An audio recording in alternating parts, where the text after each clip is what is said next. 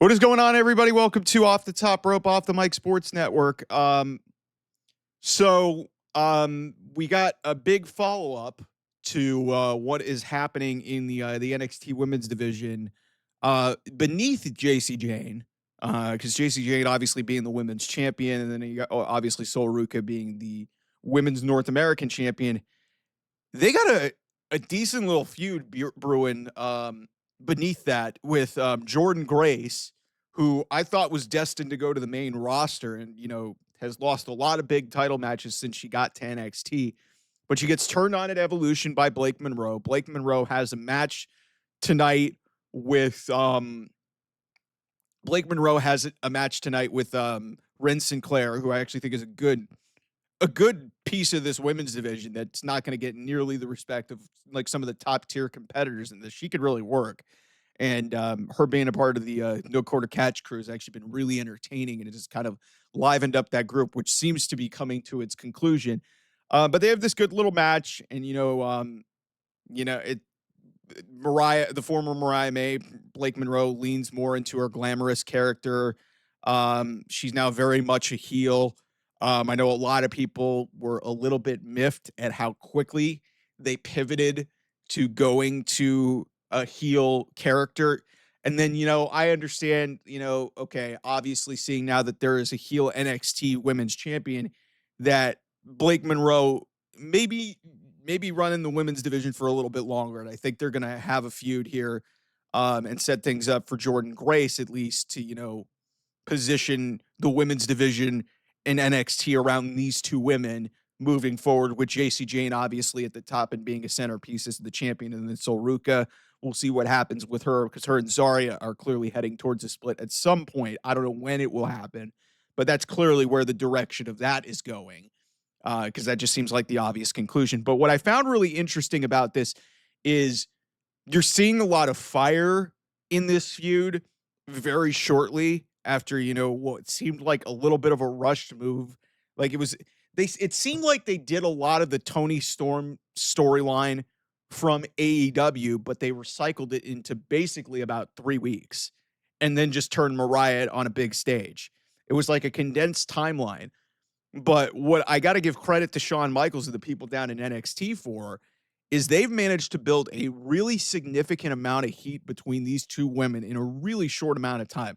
Like Jordynne Grace was basically banned from the building. She then defies authority. She comes in, she's trying to she beats up a bunch of security guards, and then, they brawl to the outside, and then Blake hits her DDT finish on a steel chair on the outside. And clearly they're setting the stage to play the long game. And this is the pattern of storytelling that really they've had with a lot of these, ex AEW people outside of say like Ethan Page, who walked right in there and almost immediately got the championship because Ethan Page is just so freaking good and so underappreciated. They're playing the long game. Like Ricky Saints, he lost via count out to Jasper Troy, and he's been taking a lot of losses. And these guys are taking their lumps a little bit. And then obviously, Mariah and, her, like, we're building something a little bit from a different perspective. Now she's getting the leg up, and we're going to get her some wins and, establish her as a top heel. I'm just really curious to see the direction of this women's division, because it's only a matter of time before she's going to be a champion. And that's what I found really odd with how they got to this point. They established her immediately against, Fatal Influence, and then Fatal Influence ultimately, like, she helps JC Jade retain the NXT Women's Championship at Evolution. Another thing to think about here, for you Blake Monroe fans or for you Fatal Influence fans, is JC Jane. There's starting to be some dissension in Fatal Influence. Does JC Jane get replaced? And is that the pathway that they get? And does Mariah get a new crew around her? Does that happen? And does Jasmine Nix and Fallon Henley associate themselves with her? Is that the way that this thing is going? But much like the whole TNA partnership, they are playing very much a long game here with the women's division, and with, establishing Blake Monroe as a huge key factor in this division. And obviously Jordynne Grace is going to be a huge piece of that as well. because um, they were gonna need some, banner type names to, like, keep the NXT women's division from a depth perspective is as deep as ever. But in terms of top level names, they lost a lot. They lost a lot this year. Roxanne Perez, main roster. Stephanie Vicaire, main roster. Julia, main roster. Like they have really top loaded with NXT names and sort of, had the NXT women's division have to reset at the top. So I thought that they were going to rush to this immediately and get Blake Monroe immediately to the top. And instead, what they're doing here, and, maybe it seems a little abbreviated, a little bit rushed, but I like what they're doing in establishing her aggression and, establishing her against, a very formidable, very popular babyface in Jordynne Grace and seeing what can happen. And, they got a lot of visibility out of that turn. So timing of it obviously wasn't going to be perfect. They had to do it. And, obviously with it being at Evolution. So this is another thing with the WWE calendar, just kind of screwing things up. But I'm definitely intrigued about the way a lot of these key pieces in this women's division are going to be positioned on NXT moving forward, because you've got your very clearly established, your champion. I'm going to be very interested to see how they book JC Jane moving forward. If Fatal Influence falls out, does it lead to, Blake Monroe ultimately taking the spot there? And that leads to whatever they want to do moving forward. And then obviously, the Jordynne Grace feud here. It's going to be interesting to see how they book this. And if they're going to have Jordynne take more losses, because I think Jordynne's great.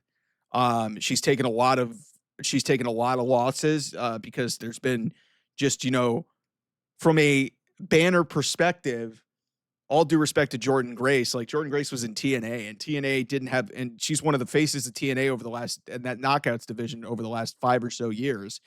But I mean, Roxanne Perez, built herself up, made a name for herself in NXT. Obviously, Julia and Stephanie Vicaire had, notoriety all over the world.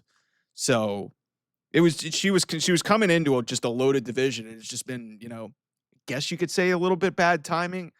But seeing what they've done here with Jordynne and with Jordynne and Blake, it's very interesting as a top level mid card. This just shows the depth of that women's division. These two don't need the title, and they're willing to, like, put the title away, have it be on somebody else, and have these two women just, have effectively a blood feud, which is great.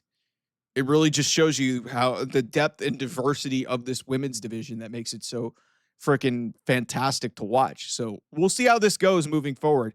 Obviously, like, we'll see how Jordynne sells, because, in a month they've got a show in Lowell for Heat Wave. So clearly that's something that I would imagine they would set up for that show, is Jordynne Grace versus Blake Monroe. And whatever they want to do moving forward is going to be interesting. So this women's division is absolutely stacked. But like I said, from a top level perspective, I understand why they pivoted to this route and, ultimately are like, hey, we need Jordynne to be a top level babyface. We need Blake Monroe to be a top level heel, because that's just what she is. So anyway, thanks so much for watching. I'll see you guys soon. Bye-bye.